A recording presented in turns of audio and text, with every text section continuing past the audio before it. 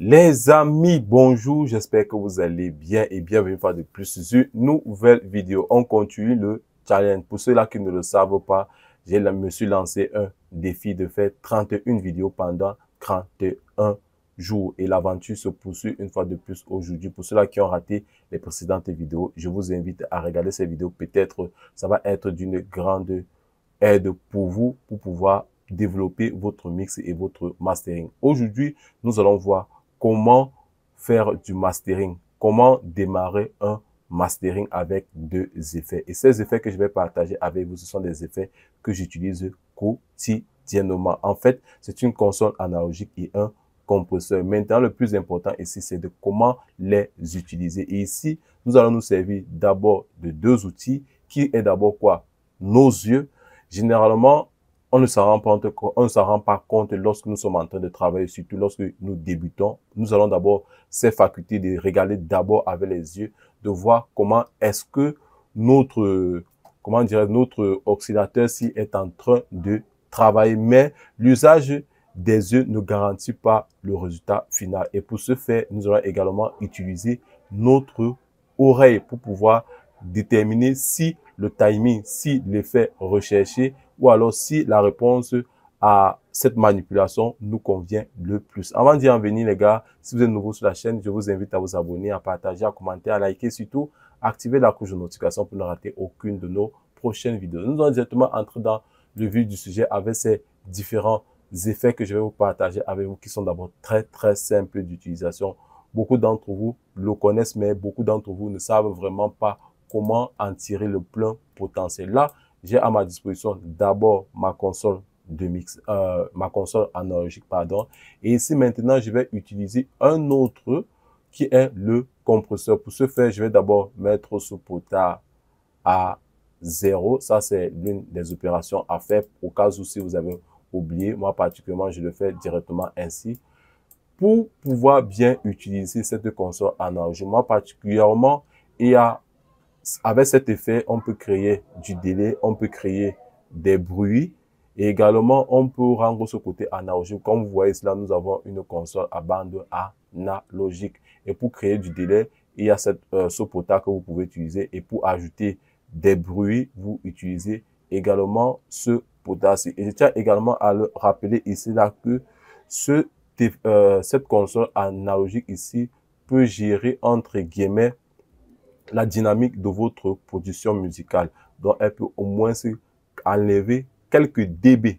Donc, nous allons vraiment pas aller de façon agressive. Mais quand c'est comme c'est question de tutoriel, pardon, je vais aller à fond pour que vous voyez comment est-ce que l'effet se comporte. Et maintenant, le compresseur ici va nous servir entre guillemets qui va nous permettre de faire ressortir les fréquences qui sont les niveaux qui sont vraiment très faibles. Ici, on ne va pas trop gérer le côté dynamique. On va seulement se focaliser à ce que ce compresseur agisse sous le bas de l'instrumental pour pouvoir relever ces niveaux bas sans toutefois toucher trop à la dynamique. Donc, sans trop changer la dynamique. Raison pour laquelle je vous ai dit ceci, on va se servir de deux écoutes, sur deux outils, nos yeux et nos oreilles dans notre ressenti. Là, présentement, je vais tester l'effet. Vous allez voir en ce qu'il en résulte.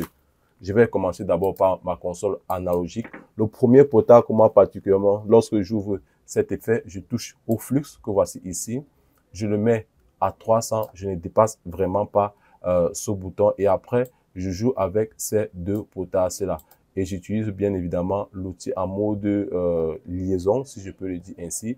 Pour ce faire, je vais d'abord muter les pistes. Je veux une bonne menina. Je walk à la chaude de mon fond. J'ai vu le bimba. Au départ, il me disait, fiche le camp, yeah. Là, nous constatons que nous tapons aux environs de moins 9 dB. Maintenant, lorsque je vais activer mon crémel taper, nous allons voir à combien nous tapons. Anti-Zamba, je veux une bonne menina. Je walk à la chaude de mon fond. J'ai vu le bimba. Au départ, il me disait... Ouais, avec un seul potard, je n'ai pas perdu en sensibilité, en sensation. J'ai juste diminué cet écart de dynamique avec un seul tapotage. Je vous conseille vraiment de ne vraiment pas aller à fond. Si vous allez à fond, voilà ce qui en résulte. Je veux une bonne meninga. Je veux à la sueur de mon front. Je vis le bimba.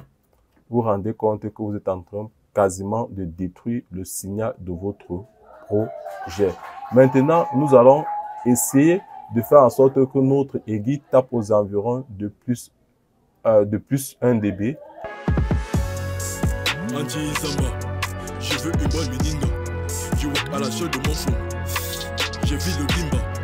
Au départ, il me disait, fiche le camp, yeah. Avec le temps, je prends de l'avant. Et maintenant, ils disent qu'ils sont avec moi. Anti-Samba, je veux une bonne meninga. Je veux à la sueur de mon...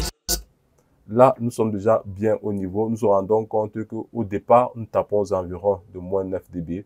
Présentement, nous sommes aux environs de moins 11 dB. On a perdu 2 dB avec tout simplement cette technique sans toutefois perdre l'intensité du son. Ça, c'est l'une des choses à faire. Maintenant, nous allons utiliser notre CLA, notre SSL compresseur. Vous pouvez utiliser n'importe quel SSL. Pour ce faire, nous allons mettre une attaque en automatique. Nous allons mettre ici vraiment le release en automatique, pardon. Et ici, nous allons mettre l'attaque aux environs de 10 millisecondes. Maintenant, nous allons jouer avec le crystal. Le but ici est de ne pas enlever trop d'ondes. Nous allons arriver aux environs. Nous allons faire en sorte que notre aiguille tape aux environs de moins 4 dB.